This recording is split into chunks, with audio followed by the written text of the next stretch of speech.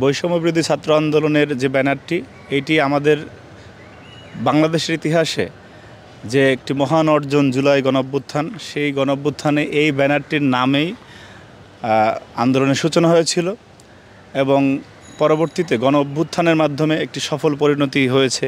এই ব্যানারটিতে শুধুমাত্র ফ্যাসিবাদী ছাত্রলীগ ছাড়া সকল গণতন্ত্রকামী ছাত্র সংগঠনের নেতাকর্মীরা এই ব্যানারের মাধ্যমে জুলাই অভ্যুত্থানে অংশগ্রহণ করেছিল, আন্দোলনে অংশগ্রহণ করেছিল।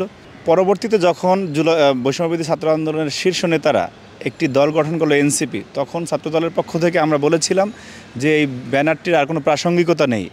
নামে বেনামে অনেক জায়গায় এই ব্যানারটির নেতাকর্মীদের মাধ্যমে বিভিন্ন অপকর্ম সংগঠিত হচ্ছিল, অনেক জায়গায় অনেক সাংগঠনিক ভিত্তি, অনেক কমিটি দেওয়া হচ্ছিল। কিন্তু আমরা যখন বিভিন্ন কথা বলতাম যে এই বিষয়টি কেন হলো, যেটি উমামা ফাতেমার বক্তব্যে স্পষ্ট হয়েছে, সেটি দায় নেওয়ার কোনো লোক ছিল না।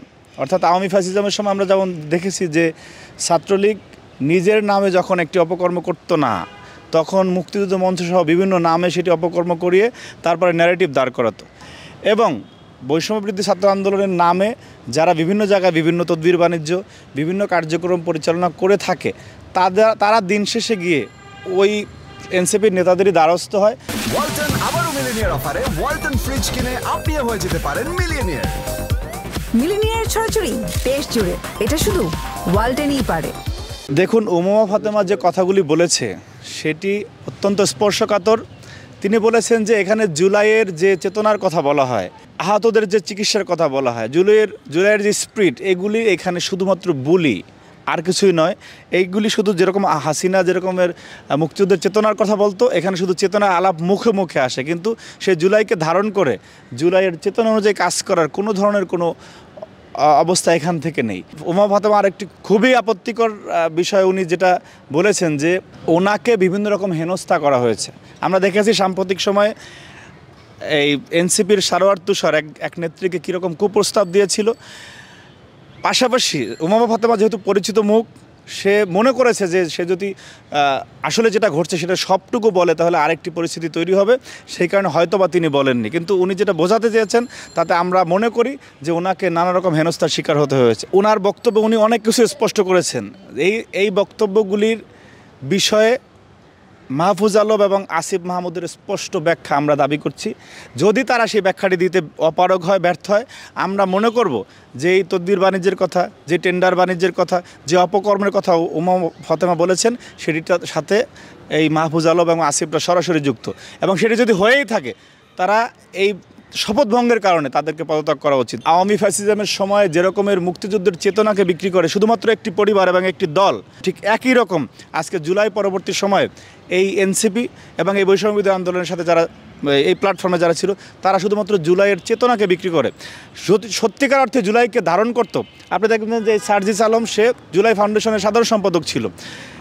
যেই কাজটি সবচেয়ে প্রথম করার কথা, যে জুলাইয়ের যারা আহত তাদেরকে চিকিৎসা করার কথা, সেখান থেকে সে দায়িত্ব থেকে সরে গিয়েছেন।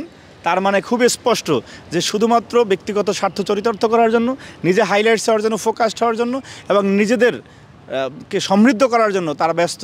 আপনি হাসিনার সময় যেটা হতো, ঠিক একই রকম ঘটনার চারণ করেছেন এখানে উমামা ফাতেমা, যে এই কাউন্সিলে ক্যান্ডিডেটই ছিল না, কাউন্সিলের ভোটারও ছিল না, সে এসে আপনার কেন্দ্রীয় পদ পেয়ে গিয়েছে। দেখুন, বাংলাদেশে ছাত্রদলের কোথাও আপনি এ ধরনের ঘটনা পাবেন না যে ক্যান্ডিডেট ছিল না কিন্তু নেতা হয়ে গিয়েছে। এরা যারা বৈষম্যবিরোধী ছাত্র আন্দোলনের এই প্ল্যাটফর্মে আছেন, এরা প্রত্যেকেই কোনো না কোনোভাবে এরা দুর্নীতিগ্রস্ত, টেন্ডার বাণিজ্যে জড়িত। এদেরকে দেখবেন যে একটা যদি আপনি প্রোগ্রাম দেন, রাজনৈতিক প্রোগ্রাম, বৈষম্যবিরোধী আন্দোলনের প্রোগ্রাম থাকলে সেখানে এদের দেখবেন যে লোক আছে 20 জন। আপনার এনসিপির প্রোগ্রাম থাকলে দেখবেন যে লোক আছে 40-50 জন। তো এরা কোথায় থাকে? এরা কিন্তু সংখ্যায় মোটামুটি ভালোই আছে, কিন্তু এরা কোথায় থাকে?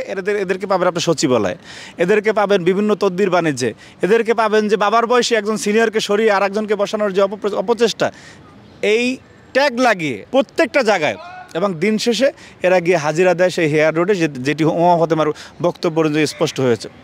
সুতরাং আবার দেখবেন যে এরা যদি ছাত্রদল অথবা বিএনপির কোনো রকম কোনো একটু বিষয় পায়, সেইটাকে অতিরঞ্জিত করে জাতির সামনে তারা উপস্থাপন করে। কিন্তু আপনি যদি সংখ্যানুপাতিক হারে দেখেন বাংলাদেশে বিএনপির কোটি কোটি সমর্থক রয়েছে, সেখান থেকে মুষ্টিমেয় কেউ যদি কোনো অপকর্মে জড়িত হয় সেটাকে বিচারের আওতায় আনার যে প্রক্রিয়া আমরা রয়েছে এবং বিচারের আওতায় নিয়ে আসি আমরা। কিন্তু বৈষম্যবিরোধী আন্দোলনের ব্যানারে যদি আপনি 50 জন থাকেন, 50 জনের বিরুদ্ধেই কোনো না কোনো ব্লেম আছে। আমরা তো কাউকে কোনো সময় ব্যবস্থা নিতে দেখি না। এনসিপির এমন কোনো নেতা নাই যাদেরকে নিয়ে আপনি কোনো অভিযোগ দেখবেন না, এদেরকে নিয়ে কোনো না কোনো ব্যবস্থা নিতে দেখি না।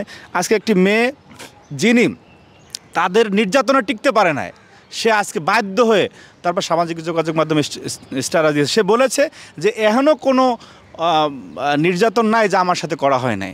আপনি সেই বক্তব্যের তো কাউকে দেখলাম না কোনো ব্যাখ্যা দিতে।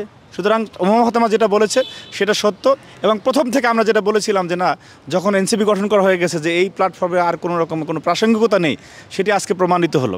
আমি আবারও পুনর্ব্যক্ত করতে চাই যে হেয়ার রোডে এই দুষ্কৃতিকারীরা কাদের কাছে গিয়ে হাজিরা দেয়, তাদেরকে ব্যাখ্যা দিতে হবে যে না, তারা কোন কোন অপকর্মের প্রশ্রয় দিচ্ছেন, কোন কোন অপকর্মের প্রশ্রয় দিচ্ছেন না।